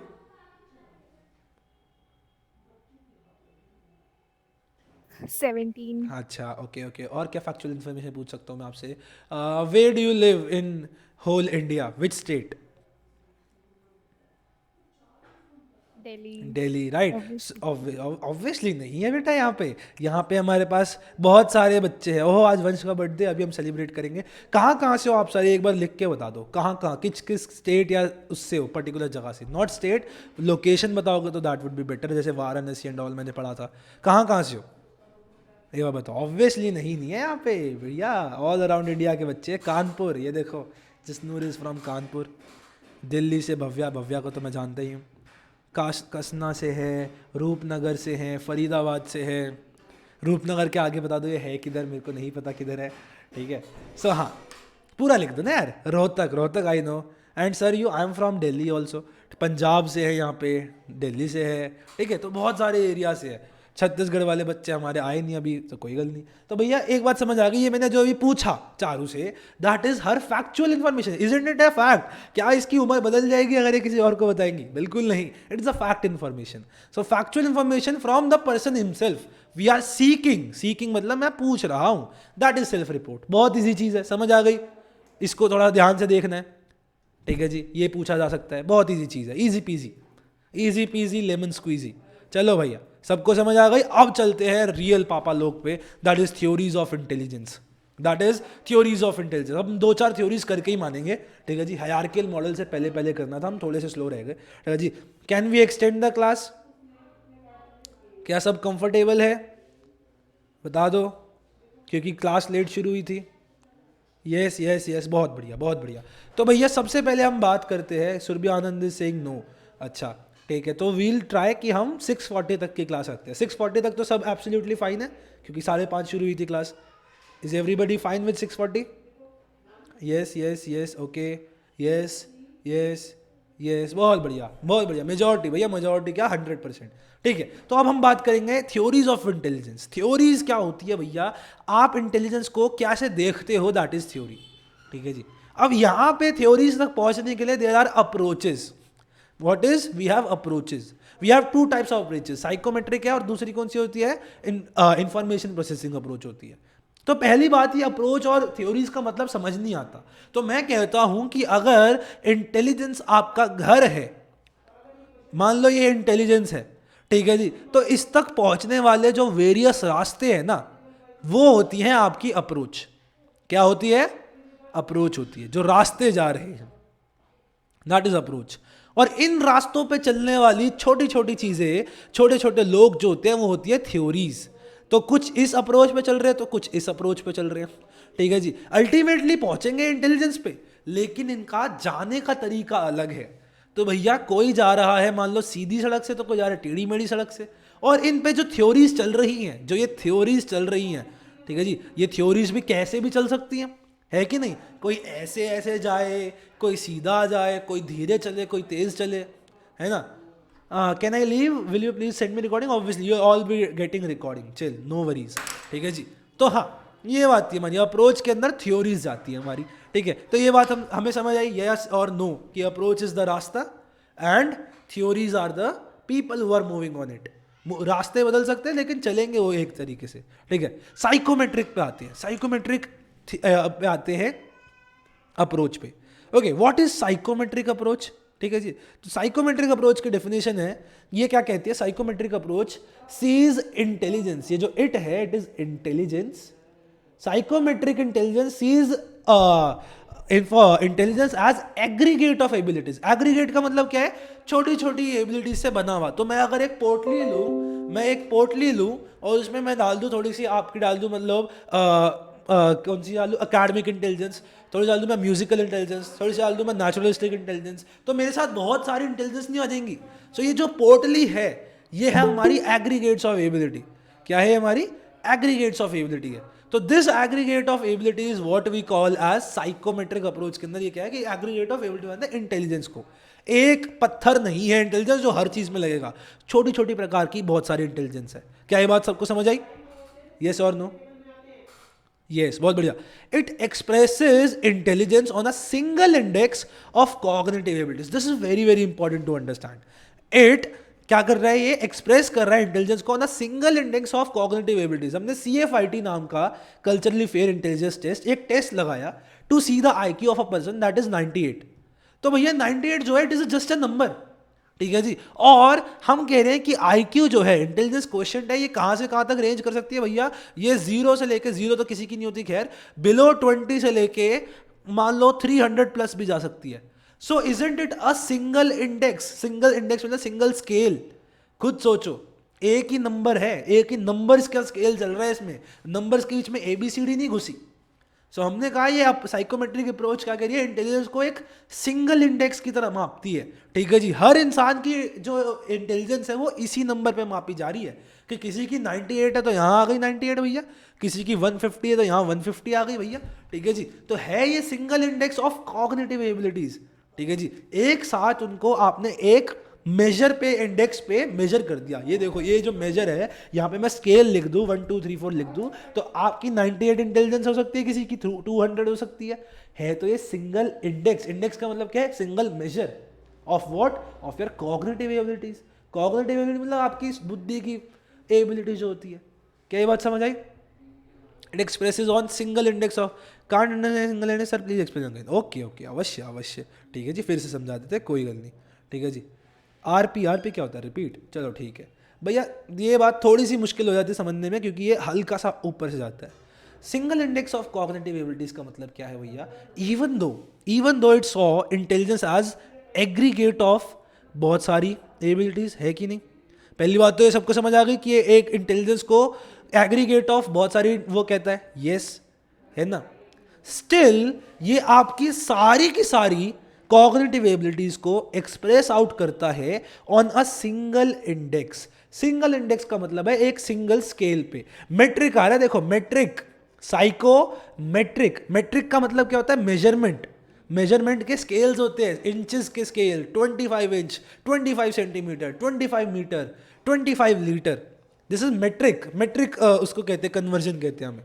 ठीक है जी. तो मेट्रिक सिस्टम में क्या होता है? You have some amount of scales upon which your things physical dimensions differ, है ना? कोई चीज़ 25 सेंटीमीटर की है तो वो उसका एक साइज है, कोई चीज़ 25 लीटर की है तो वो उसका वॉल्यूम है ना?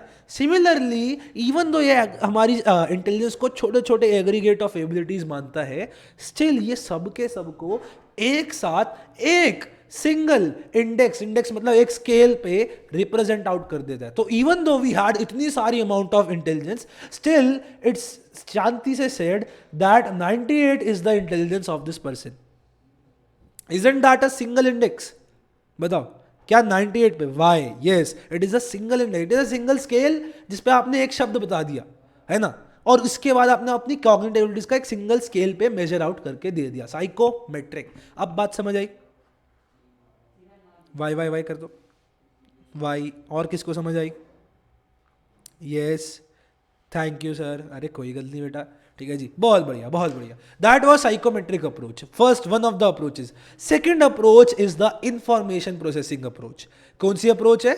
Information processing. बहुत अच्छा नाम है, इंफॉर्मेशन प्रोसेसिंग. एक लाइन है, it focuses on how intelligent person acts, how an intelligent person thinks. भैया रादर देन सेइंग कि अच्छा इंटेलिजेंस के अंदर छोटी छोटी एबिलिटीज है, अच्छा इंटेलिजेंस को मैं ऐसे रिप्रेजेंट करता हूँ, ये कहता है बाहर में जाए सारी बातें. मैं बात करूंगा कि अगर तुम इंटेलिजेंट हो तो तुम्हारे अंदर क्या प्रोसेसेस होते हैं. इट डजेंट मैटर कि भैया इंटेलिजेंस कितनी बड़ी है, कितनी सारी एबिलिटीज है. It does not care about that. It simply cares कि अगर एक इंटेलिजेंट बंदा कुछ काम कर रहा है तो उसके पीछे क्या क्या प्रोसेसेस छुपे हैं. तभी इंफॉर्मेशन प्रोसेसिंग अप्रोच है इसका. आप प्रोसेसेस ढूंढते हो इसके अंदर कि कैसे एक बंदा, एक इंटेलिजेंट पर्सन एक्ट करता है। बड़ी इजी सी थी, क्या ये बात सबको समझ आई? बहुत इजी पीजी था ये, बताओ। वाई वाई, बहुत बढ़िया, आई शाबाश। Can you repeat? आओ, अच्छा ठीक है, रिपीट करते हैं। Information processing approach is opposite of our psychometric approach. Psychometric approach चाहती थी कि हम इंटेलिजेंस को समझे, छोटी छोटी एबिलिटीज को देखें, उसके बाद हम इसे एक सिंगल इंडेक्स पे मेजर करके दिखाएं। इंफॉर्मेशन प्रोसेसिंग कहती है शट अप, ऐसा हम कुछ नहीं करने वाले, हम सिंपली देखेंगे कि एक इंसान काम कैसे करता है। अगर वो कोई इंटेलिजेंट काम कर रहा है, कोई भी, हर काम इज एन इंटेलिजेंट वर्क। अगर मैं यहाँ से ये कप उठा रहा हूँ और मैं इसे ऐसे अपने मुंह पे लगा रहा हूँ, this is also intelligent work. Information processing approach देखती है कि यार ये बंदा ये काम कर कैसे रहा है, तो इसके अंदर कुछ प्रोसेसेस हो रहे होंगे, इसकी इंफॉर्मेशन इसके दिमाग में पहुंची कि अरे सामने तो एक कप पड़ा हुआ है, इसको कैसे उठाए, इसने सारी बातें प्रोग्राम करी दिमाग में, फिर इसका हाथ गया। ठीक है जी। Does this looks ways the person uses sir? हाँ हाँ हाँ हाँ, कि बंदा इंटेलिजेंस को यूज कैसे कर रहा है, how is an intelligent person using his intelligence. बहुत अच्छा एग्जाम्पल दिया। तो हाँ, exactly this is the way it says. क्या ये बात सबको समझ आई? अब आई गेस आ गई होगी यार। बताओ बताओ, वाई वाई वाई, बताओ बताओ, किसी को है दिक्कत तो अवश्य बोलो। बहुत बढ़िया, अमेजिंग अमेजिंग अमेजिंग। तो चलो अब दो चार हम पढ़ लेते हैं। एल्फ्रेड बी आ जाते हैं इंटेलिजेंस की थ्योरीज पे। अब बड़ी प्यारी प्यारी थ्योरीज है। ठीक है जी। एल्फ्रेड बी ने पहले मनुष्य, तो मैंने हमेशा अपनी वीडियोस जो डाली थी दो चार, उनके अंदर ही बोला था कि एल्फ्रेड बी ने फर्स्ट ह्यूमन, तो इन्होंने पहली बात करी इंटेलिजेंस की, और इनकी जो थ्योरी है वो पहली थ्योरी थी, और पहली थ्योरी का नाम है यूनी मतलब वन, तो यूनिफैक्टर theory. His theory is called as unifactor theory. How to remember whose factor is unifactor theory is intelligence? Is the theory Alfred B ने फर्स्ट ह्यूमन। ठीक है जी। तो पहले ह्यूमन ने दी पहली थ्योरी, पहली वन मतलब यूनी, यूनी बाय ट्राई होता है, तो यूनी का मतलब हो गया यूनिफैक्टर थ्योरी। और बेस्ट पार्ट ये है, यूनिफैक्टर मतलब एक फैक्टर, यही बात इसकी थ्योरी कहती है भैया। एल्फ्रेड बी ने की कहती है कि सिंगल, ये कहती है भैया कि एल्फ्रेड बी ने क्या किया, एक पोटली ली और उसमें सारी प्रकार की इंटेलिजेंस डाल दी, सारी प्रकार की कॉग्निटिव एबिलिटीज डाल दी, और बता दिया ये देखो, ये जो पोटली में है ना सामान, ये है आपकी single set of cognitive abilities, single set of cognitive abilities. ये आपकी इस पोटली में इतनी सारी इंटेलिजेंस बड़ी है, इस इंटेलिजेंस को आप जिंदगी में हर जगह लगा सकते हो। That is you can use it to solving any problem in individuals environment. ठीक है जी। तो भैया अगर आपको पढ़ाई करनी है तो भी आप यही पोर्टली इस्तेमाल करोगे, अगर आपको कोई और काम करना है तो भी आप यही पोर्टली इस्तेमाल कर लोगे, अगर आपको कोई और, मान लो आपको किसी से बात करनी है तो भी आप इस पोर्टली की इंटेलिजेंस उठा के लगा लोगे। It is just a single set of cognitive abilities. ठीक है जी, कोई इसमें एक्स्ट्रा एडिशन नहीं है। क्या ये बात सबको समझ आई? एल्फ्रेड बी ने की यूनिफैक्टर, सिर्फ एक फैक्टर ऑफ इंटेलिजेंस है, सिर्फ एक पोर्टली है आपके पास जिसमें सारी कॉग्निटिव एबिलिटीज पड़ी है, और ये आप जिंदगी के सारी दिक्कतों को पूरा करने के लिए यूज कर सकते हो। बात समझ आई? यस या नो? और आगे बढ़ते हैं फिर। बहुत ईजी थी यूनिफैक्टर थ्योरी, तो बच्चों का खेल है। समझ आ गई? वाई वाई वाई, बाकी लोग भी लिख दो। सिर्फ प्रतीक्षा, वंश और वो लिखते हैं सबसे ज़्यादा, जशनूर लिखते हैं। थैंक यू सो मच जो लोग लिखते हैं। महक भी लिख रही है, चलो बहुत बढ़िया। ठीक है जी, यस बहुत बढ़िया। ठीक है, यूनिफैक्टर थ्योरी के बाद अब बात करते हैं बाईफैक्टर थ्योरी। अब जैसे हमारे एल्फ्रेड बी ने साहब की वेशलर साहब ने गेम बजा दी थी, चार्ल्स स्पीयरमैन साहब भी इनके पीछे पड़ गए। चार्ल्स स्पीयरमैन साहब क्या कहते हैं भैया कि अरे भाई सुन, एक बात बता, तूने कहा ना एक फैक्टर थ्योरी, एक फैक्टर नहीं है भाई, दो फैक्टर्स है। तो यूनी वॉज वन, तो bi means two, and that is the name of next theory. जो सेकंड थ्योरी है, two means bi, and that is the bi factor theory. तो वन मीन्स यूनी, तो पहली theory unifactor theory, second theory is the bi factor theory, given by whom? Charles Spearman. Names are very very important, you have to remember names, किसने क्या दिया। ठीक है जी। तो एल्फ्रेड बी ने तो सही समझ आ जाता है कि पहला मनुष्य था जिसने थ्योरी दी थी, तो पहली theory unifactor theory. Second human Charles Spearman gave bifactor theory. Charles Spearman ने कहा कि भाई एक बात देखो, एल्फ्रेड बी ने जो बात कही एकदम सही है कि हमारे पास एक single set of cognitive abilities होता है जिसको हम जिंदगी में हर जगह यूज कर सकते हैं। एकदम सही कही भाई बात तूने। और उन्होंने कहा कि ये जो तूने कही ना, ये जो तेरी एबिलिटीज है, single set of cognitive abilities, उन्हें मैं कहूंगा जी फैक्टर। उन्हें क्या कहूंगा मैं, जी फैक्टर कहूंगा, that is general factor, general या जनरलाइज फैक्टर कह सकते हो आप इसे, ठीक है जी। तो दीज आर जनरल फैक्टर एक आपके पास होता है, मतलब sir is it important to learn the year as well, no no no not at all, no important year is important, भूल जाओ, एस.एस.टी चल रही, साइकोलॉजी चल रही है। तो भैया बाय फैक्टर थ्योरी में क्या कहा कि G factor is that particular portly that is cognitive abilities का set which can be use to solve any problem in life, that is what is called as G factor by हमारे Charles Spearman साहब। ये हो गया एक factor. दूसरा इन्होंने बताया क्योंकि मैं स्पेशल इंसान हूं और जी इज द जनरल चीज, तो अगली चीज शुड बी स्पेशल, तो second factor is the S factor, also known as special या स्पेशलाइज्ड फैक्टर, ठीक है जी, also known as specialized factor, ठीक है जी। तो भैया ये स्पेशल फैक्टर जो होता है या specialised factor that is the S factor, ये क्या होता है, ये हर इंसान के पास नहीं होता अकॉर्डिंग टू चार्ल्स स्पीरमैन। ये क्या कहते हैं भैया कि अगर मैं गली क्रिकेट खेलना चाहता हूं तो मैंने अपनी जी फैक्टर की पोटली का सामान उठाया और उससे खेल लिया क्रिकेट, पर क्योंकि मैं एक आम आदमी हूं, लेकिन कुछ लोग हैं जो अपनी अपनी फील्ड्स में बेहतरीन है। सपोज क्रिकेट में कौन बेहतरीन है, एक दो के नाम बता दो क्रिकेट में जो आपको लगता है भगवान इंसान है, बताओ। बहुत इंडियंस देखते हैं क्रिकेट, बताओ। VK, Virat Kohli, MS. धोनी, सचिन तेंदुलकर, अरे वाह। तो ये देखो, तो विराट कोहली अगर मान लो गली क्रिकेट में आ गया, क्या वो बेटर खेलेगा या मैं खेलूंगा? कॉमन सेंस बताओ। He will be playing better, not because है you, I will be playing better. Oh my God, भैया मेरे को खेलना नहीं आता क्रिकेट, कैसी बात कर रहे हो? How will I be playing better bro? Virat Kohli is the idol of others भैया, वो क्रिकेट के चैंपियन हैं, ठीक है। I am not a cricket का चैंपियन, हम जस्ट अ नॉर्मल इंसान जिसने जी फैक्टर का सामान उठाया और क्रिकेट खेल लिया। लेकिन जो एक्सेल करते हैं एक फील्ड के अंदर, बेहतरीन जो लोग होते हैं, उनके पास एक स्पेशल एबिलिटीज होती है which is called as S factor. तो मतलब वो जो खेलते हैं ना, वो गजब का खेलते हैं, वो हर इंसान नहीं खेल सकता। तभी हर इंसान विराट कोहली नहीं बन सकता, हर इंसान एम.एस. धोनी नहीं बन सकता, हर इंसान जो है शाहरुख खान नहीं बन सकता, क्योंकि शाहरुख खान की एक्टिंग का स्किल जो है वो उनकी स्पेशल फैक्टर की पोटली का है, ठीक है जी। हर इंसान लता मंगेशकर नहीं बन सकता, ठीक है जी, क्योंकि जो उनकी सिंगिंग की स्किल है वो अलग लेवल पे, क्योंकि उनके पास एक स्पेशल फैक्टर है, ठीक है जी। तो जिन लोगों के अंदर एक पर्टिकुलर फील्ड में एक्सेल होती है, चार्ल्स स्पीरमैन साहब कहते हैं उनके पास एक special factor of cognitive abilities होता है which is called as S factor, जो उन्हें उस पर्टिकुलर फील्ड में एक्सेल करा देता है। तो शायद मैं बहुत सालों तक खेलते रहूं तब भी मैं विराट कोहली जितना अच्छा ना खेल पाऊं, क्योंकि I might be having the ji factor but मेरे पास वो एस फैक्टर नहीं है। क्या ये बात सबको समझ आई? आई थिंक अच्छे से आ गई होगी, बताओ। यस यस, जल्दी से यस लिख दो, ये आखिरी टॉपिक था हमारा आज का, ठीक है। Yes yes yes yes yes yes, बहुत बढ़िया बहुत बढ़िया। अच्छा एक छोटी सी चीज़ एक और पढ़ा देता हूँ, वेरी क्लियर, आई शाबाश, ठीक है जी। नेक्स्ट थ्योरी जो है, इस थ्योरी को कोई भाव नहीं देंगे हम, क्योंकि इट डज नॉट कम, मैं अपने पर्सनल एक्सपीरियंस से बता रहा हूँ। Next theory is the theory of primary mental abilities. तो भैया अब अगले इंसान आ गए हमारे लुइस थर्स्टोन। अब भैया लुइस थर्स्टोन हमारे थे मिस्टर बीन एक तरीके से, अब हम ऐसा कह रहे थे नहीं, ठीक है जी। लुइस थर्स्टोन क्या कहा, अल्फ्रेड बीने ने एक बताई, इसने बता दी दो, मैं तीन तो बोलूंगा नहीं, मैं कहूंगा भाई बहुत सारी होती है।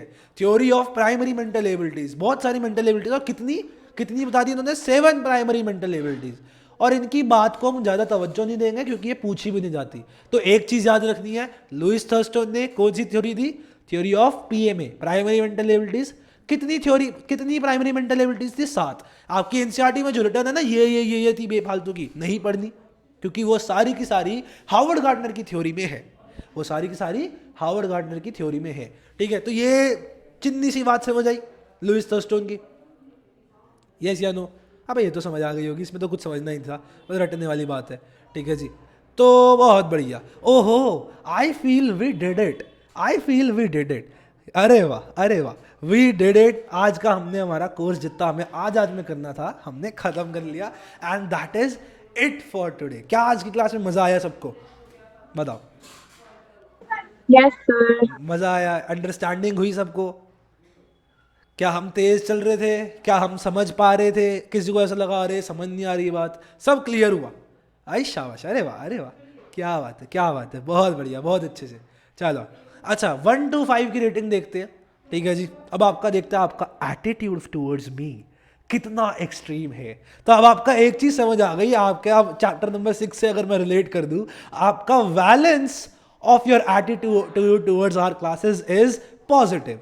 ठीक है जी, अब हम 6 चैप्टर में समझेंगे मैंने ये बात क्यों कही थी। अब मैं आपसे पूछ रहा हूँ आपकी एक्सट्रीमनेस कितनी है एटीट्यूड की। ठीक है जी, तो 1 से 5 का स्कोर लेते हैं। ठीक है जी, ठीक है जी, और शाबाश, मैंने तो बोला ही नहीं, आपने पहले ही 5 कर दिया। ठीक है, 1 is very bad, 2 is bad, oh my god, आए हाय हाय, दिल ले लोगे यार। 3 is average, 4 is good and 5 is superb। अब बता दो भैया, 5 बहुत सारे आ गए, ओए होए होए, दिल खुश कर दिया, क्या बात है। That is it, that is the spirit I want from all of you, that is the spirit I want from all of you, each one of you. बस ऐसी पढ़ाई करते रहो यार। हमारा जो एम है ना 95 या 90 प्लस लाने हैं नंबर, हमें साइकोलॉजी में आ जाएंगे क्योंकि वो बड़े हेल्प करेंगे हमें। ठीक है जी, बस इसी को लगातार ऐसे ही जोश में मेहनत करते रहो। 1 महीने का काम है, 28 दिन हमें बस मेहनत करनी है। टेस्ट सीरीज जिसने लिया है बहुत अच्छा काम किया टेस्ट सीरीज लिया, क्योंकि मैंने टेस्ट सीरीज शेड्यूल करी है विद द क्लासेस। तो जब हमारा चैप्टर नंबर 1 खत्म होगा सिर्फ तभी चैप्टर नंबर 1 का टेस्ट है। तो 22 तारीख को चैप्टर नंबर 1 खत्म होगा तो 23 को टेस्ट है। तो आई विल हाईली रिकमेंड, जो बच्चे हमारी इसके अंदर क्रैश कोर्स में हैं वो चाहे तो टेस्ट सीरीज ज़रूर करें, it will be very beneficial to you. Okay, खैर यहाँ पे हमारी क्लास की बात खत्म होती है, ज़्यादा टाइम नहीं लूँगा क्योंकि थोड़ी सी आज क्लास लेट हो गई थी। Very heartly sorry for that and will meet you tomorrow. ठीक है जी, 17 के बाद 18 तारीख की हमारी क्लास ज़रूर है कि नहीं है। वेडनेसडेज और संडेज की मोस्ट ऑफ द टाइम छुट्टी होती है। हाँ जी, 18 तारीख की कल की क्लास है, सबको आ जाना है। माई बैड, ओहो। ठीक है जी, तो कल सबको आना है, मज़े करेंगे। और हाँ, वंश को हैप्पीएस्ट बर्थडे। ठीक है जी, and I love you all. ठीक है जी, चलो भाई मिले, आप सब कर दो, बाय कर दो यार, कल मिलते हैं। चलो बाय बाय तो बोल जाते। ओहो, बाय, थैंक यू, वेलकम बेटा, वेलकम। चलो लेट्स एंड दिस सेशन।